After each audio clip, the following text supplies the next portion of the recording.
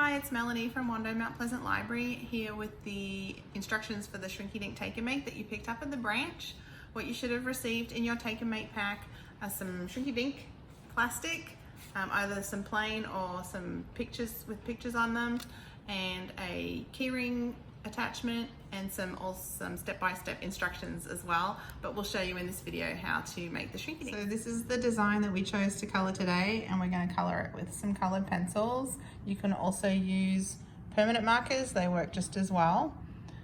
Just remember to color the side of the plastic that has a rougher feel to it.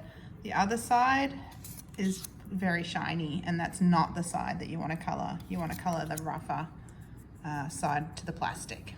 So here's our design, and it's all colored in, and we also punched a hole in the very top so that we can hang it on a key ring after it's shrunk.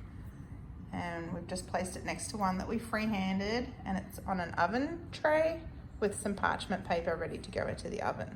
So we're going to put them in a 350-degree oven. They take between 1 to 3 minutes to shrink. They'll curl up first, and then they'll flatten out. Every oven is different, so just keep an eye on them.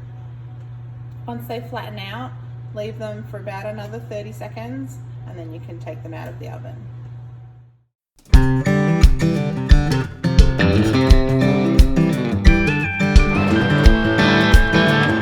So we're going to take them out now. They're nice and flat. It took a couple of minutes. Here's the Shrinkydink. It shrunk a lot, as you can see, and we attached it to a keychain, so it's ready to hang on your keys.